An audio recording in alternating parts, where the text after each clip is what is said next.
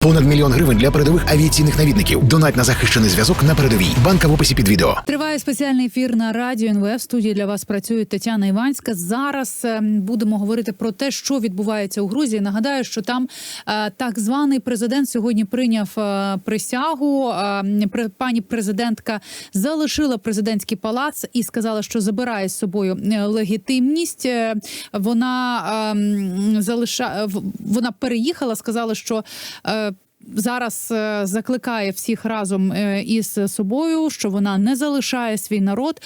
Тим не менше, попри це, новий так званий ось цей обраний їхній президент таки прийняв присягу. Що зараз відбувається на вулицях Грузії, будемо про це говорити, тому що вчора там була величезна акція, ну а сьогодні вже нібито передають, що щось відбувається у центрі міста. Буду говорити російською, буду говорити з грузинським політиком, з мером міста Тбілісі з 2005 по 2013 роки. Гігі Угулава разом із нами зараз на зв'язку. Гігі, здравствуйте, слава Україні. Слава Украине, здравствуйте, добрый день. Гиги, расскажите, пожалуйста, что сейчас происходит в Грузии? Знаем, что президент Зурабишвили все-таки оставила президентский дворец. Теперь Михаил Кавелашвили уже принял присягу, произошла инаугурация. Где сейчас находится Саломе Зурабишвили? Что происходит с людьми?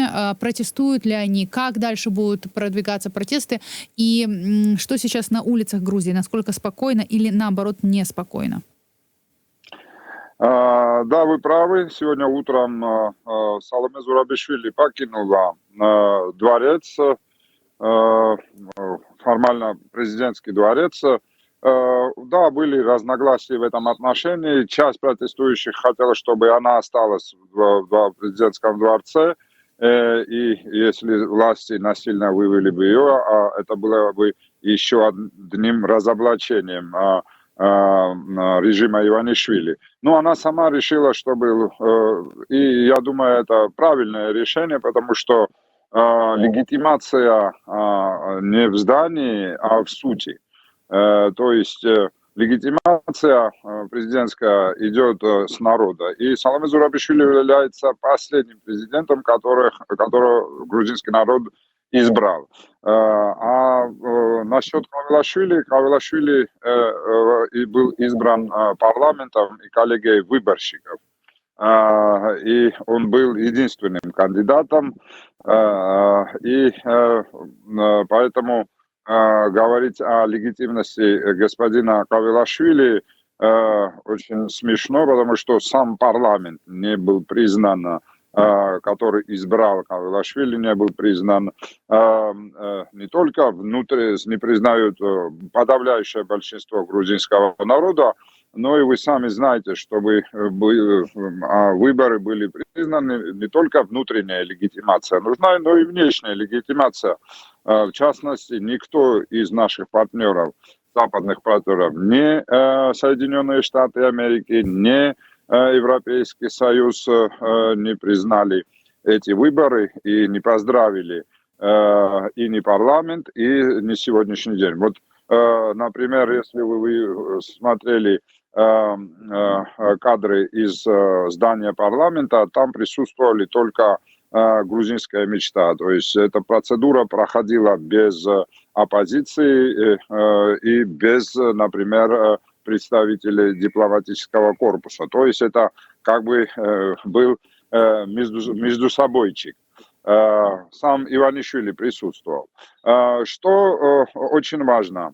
Позавчера Соединенные Штаты Америки, официально администрация Байдена, которая была согласована с приходящей администрацией президента Трампа, наложили санкции персонально на Бедина Иванишвили. И очень важна суть этой санкции. Да, Иванишвили миллиардер, он от этого не пострадает, у него много денег, но наложили санкции на Иванишвили из-за того, что он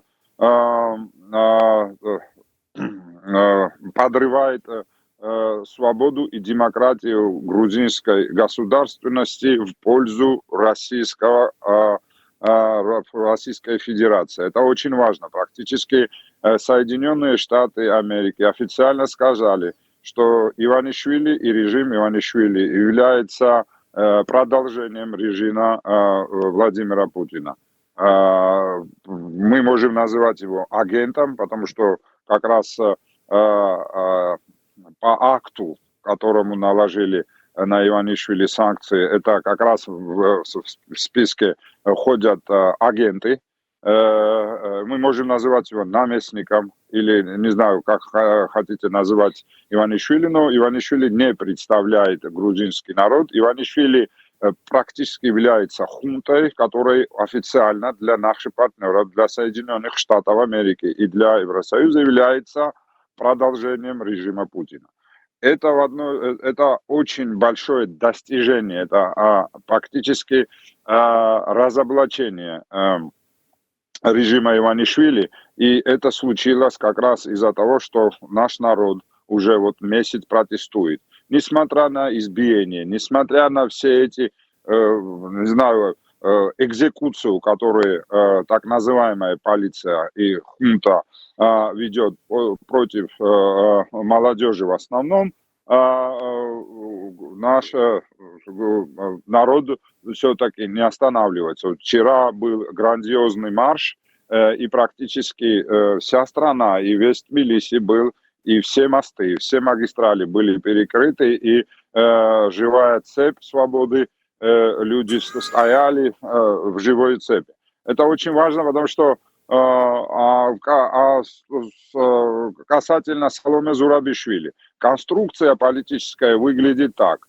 Наши партнеры, Соединенные Штаты Америки, вот вчера как раз неофициально конгрессмен Уилсон, который является очень приближенным политиком с Дональда Трампа, официально заявил, что на следующей неделе собирается ввести в Конгресс законопроект, который обязует Госдепартамент не признавать хунту Иванишвили и считать до новых свободных выборов Саломе Зурабишвили легитимным представителем грузинского народа. Это очень важно, потому что для нас международная легитимность нашей борьбы очень важна, потому что с другой стороны мы видим, что единственное государство, и кто признает грузинскую мечту? Поздравили Беларусь, Никарагуа. Российская Федерация официально не может не поздравлять, но все сигналы, косвенные сигналы идут с России, что они в восторге от Иванишвили и от того, что делает грузинская мечта. Они в восторге от того, что они морду бьют с нашим гражданам. И единственная страна, откуда идет хвала, идет как раз от Владимира Путина. Что дальше? Саломе Зурабишвили, да. Да, я хотела как раз уточнить, а что дальше? Гиги, ну вот есть непризнание так званого нового президента, есть непризнание легитимности выборов. Да, вся цивилизованная, весь цивилизованный мир стоит на стороне Грузии и по стороне Грузии, но как это может помочь пророссийской грузинской мечте выполнять свои обязанности? Ну, неужели им не все равно на это? Они просто будут себе дальше править, грабить, дальше, возможно, продвигаться в оккупации Грузии. Как вот это вот международное непризнание может вам помочь? Самая вот распространенная фраза сейчас в Грузии – санкции и акции.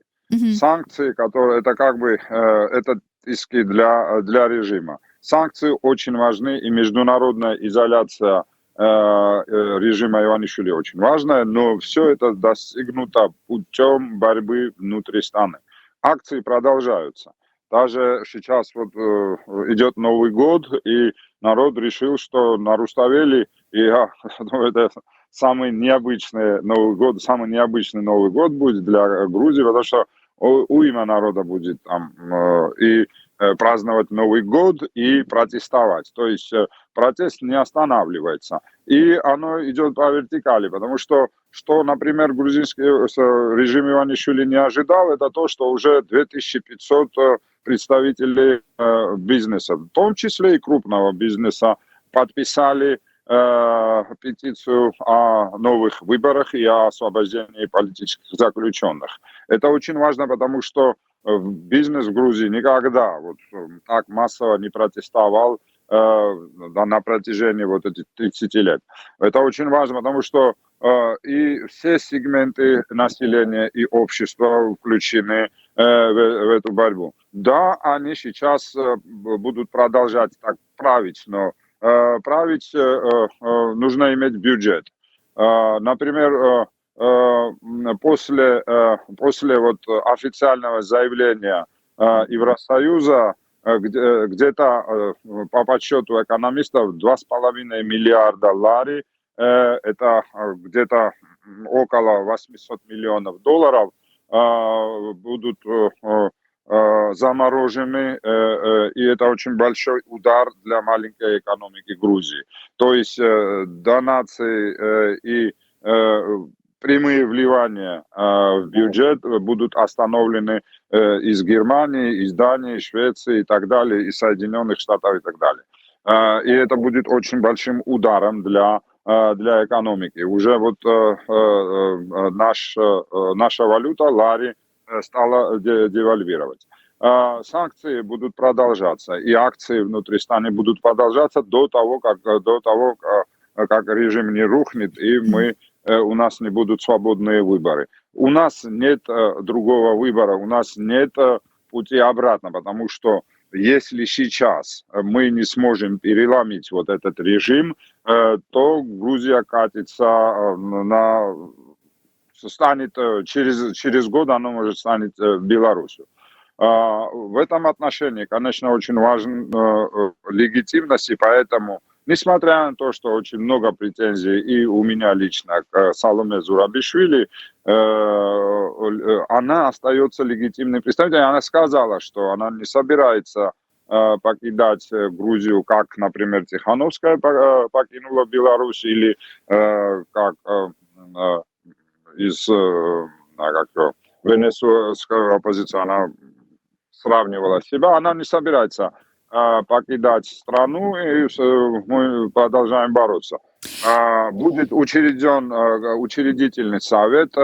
В этом учредительном совете будут президент и политические партии, и представители общественности. Это будет как бы орган, который будет представлять грузинский народ и на международной арене, и внутри координировать акции протеста. Ну, очень хорошо было, знаете, чтобы это помешало вот этой вот российской грузинской мечте, но пока я вижу, что, знаете, они действуют как все русские, им абсолютно плевать на все международные правила, на все международные нормы.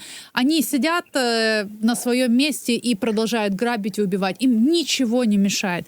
Я хотела у вас еще, Гиги, спросить про еще одного президента Грузии, бывшего Саакашвили. Я слышала даже от представителей грузинской оппозиции про то, что было бы правильно, чтобы пока не было вот этих выборов, чтобы Саломе, когда начались протесты, выпустила его из тюрьмы, помиловала. Почему этого не сделала она, как вы считаете, и пожалеет ли она об этом?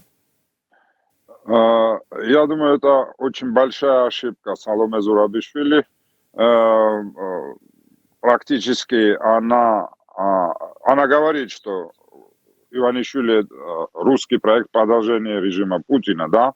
И если это продолжение режима Путина, что мы делаем? Оставляем человека, который боролся против Путина в тюрьме у Иванишвили, то есть у Путина.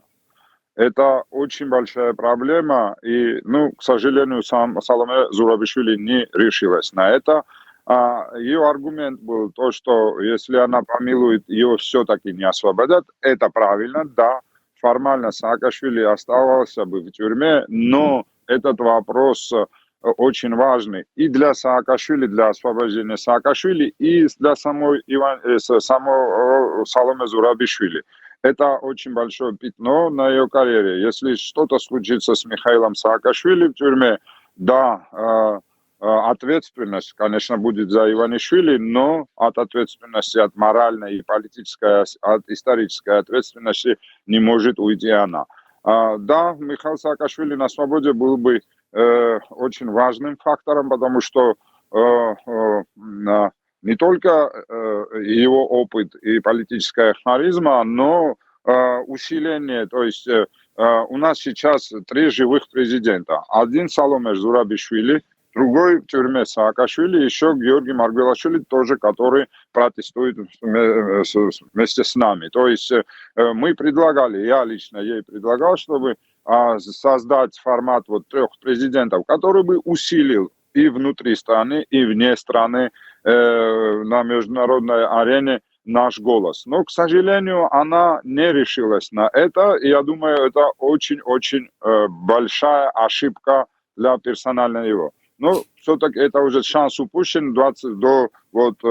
Последний шанс был сегодня. Она покинула дворец, она формально покинула пост президента, не помиловав, не сделав этого шага. И это очень плохой. И я, честно говоря, жду, что вот этот шаг негативно повлияет на общий настрой протестного движения. Но все-таки борьба продолжается, несмотря на то, что претензии вот в этом отношении очень острые к Саломе Зурабишвили, она является сейчас легитимным лидером, с которыми общаются наши партнеры.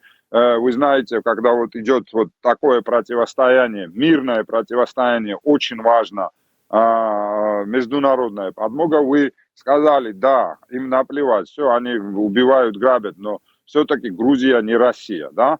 Грузия маленькая страна, и что может позволить себе Путин, Иванишвили на месте не может себе позволить, потому что все-таки наша и экономика, и в социальном, и во многих отношениях Грузия интегрирована, очень интегрирована, и в первую очередь общественность. То есть если вот вы посмотрите структуру нашего протеста, абсолютно, посмотрев вот опросы, где-то 90% молодежи против Иванишвили, против России.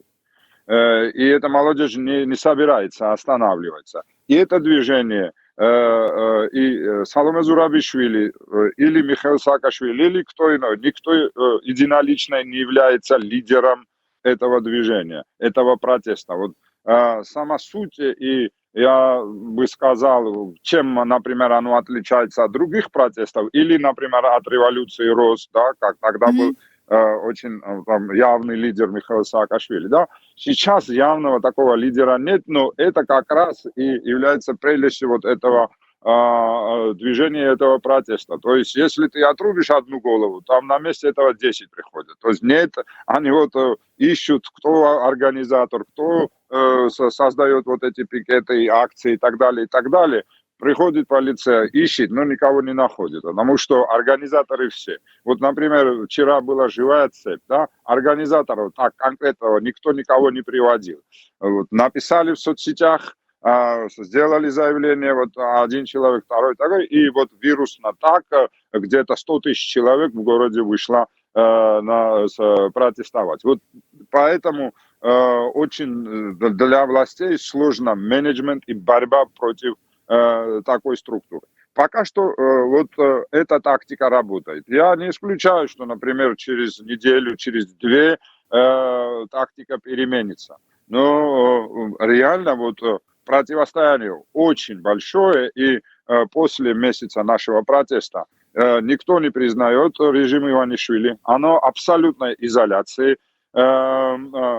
Бизнес и все слои общества против них, даже те бизнесмены, которые подкаблучны режиму Иванишвили, даже они возвысили голос и стали протестовать и примыкать к петиции. И на самого Иванишвили наложили санкции, и вот сейчас у них последняя вот надежда, на котором вот жизнилась пропаганда, что вот 20 января придет Трамп и все изменится. И как раз вот на протяжении этих 3 дней мы наблюдали, что да, наложили санкции администрация Байдена, но оглашали ее как раз республиканские конгрессмены, которые очень близки к Трампу. Поэтому это двухпартийное отношение. И Трамп как раз, вот очень важно, Трамп говорил из нашего региона по телефону с Алиевым, президентом Азербайджана, с Пашиняном, премьер-министром Армении, с Эрдоганом, президентом Турции, с президентом Украины Зеленским. Он встретился в Париже и встретился с Саломе Зурамишвили вместе как раз с Зеленским в Париже. Но абсолютно игнорируют грузинскую мечту. Это очень важно, потому что вся вот конструкция вот этой пропаганды идет, что вот 20 января мы должны дойти до 20 января, после этого придет Трамп, и мы все будем счастливы. Вот никакого счастья после прихода Трампа у Иванишвили не будет. Скорее всего, наоборот. Тут, знаете, Гиги, главное, чтобы было счастье у грузинского народа, чтобы Саакартвело было свободно от российской оккупации, от России. И вот тут вопрос у меня, а как долго будут вот эти протесты на улицах? Потому что вы все время говорите о том, что это мирный протест, это мирный протест. Наша революция тоже была мирным протестом, пока в нас не начали стрелять. Готовы ли вы защищаться? Потому что я вижу, как российские и вот эти вот силовики, которые поставлены пророссийской властью, они сделали свои выводы, они пытаются очень аккуратно действовать, чтобы не появилось оружие на улицах. И вот тогда вопрос, приведет ли этот мирный протест к чему-либо? Вот, например, эрозия режима уже явно. Например, один из высокопоставленных членов, один из руководителей департамента спецназа ушел в отставку, и он сделал очень громкие заявления. Он сказал прямо, что вот наши директивы идет с Москвы. И повседневно мы видим, как маленькие кирпичи вылазывают из этой большой системы. Да, все можно. Они могут и стрелять, и мы знаем, как в Киеве развивалось, да, и очень много сравнений с бывшим президентом Януковичем и с режимом Иванишвили, и суть протеста тоже там была, вот как все это началось, да, в Киеве, когда вот заморозили подписание ассоциации. Сегодня, да, месяц тому назад господин Кобахидзе заявил, что замораживает приглашение к членству, да, в Евросоюз, и как раз, как и в Украине, Украина с Европа начали студенты, вот так и начали тут студенты выходили, вот очень много сравнений. Гиги, извините, у нас просто очень мало времени, сравнений очень много, но все-таки, как вы считаете, только мирным путем удастся ли вам вот преодолеть эту российскую, грузинскую мечту, или все-таки может появиться оружие? Я надеюсь, что мирным путем мы свалим этот режим, но мы готовы на все. Понятно. Спасибо вам большое. Очень хочется пожелать, чтобы этот год закончился свободой Саакартвело от российских кураторов, от российської грузинської мечти. Гігі Угулава, грузинський політик, мер Тбілісі з 2005 по 2013 рік, був разом із нами на зв'язку. Зараз робимо паузу на новини. Ну і зустрінемося, звичайно, після них. Ви можете наразі в коментарях написати, що ви думаєте про протести на вулицях Грузії, чи вболіваєте ви за вільне Саакартвело, тому що я, наприклад, дуже. І от, власне, чи ви бачите ось ці паралелі? Тому що багато хто каже, що вони є, але є грузинські політики, які кажуть, що це абсолютно інший протест. Зустрінемось після новин. Підписуйся на канал Радіо НВ ось тут.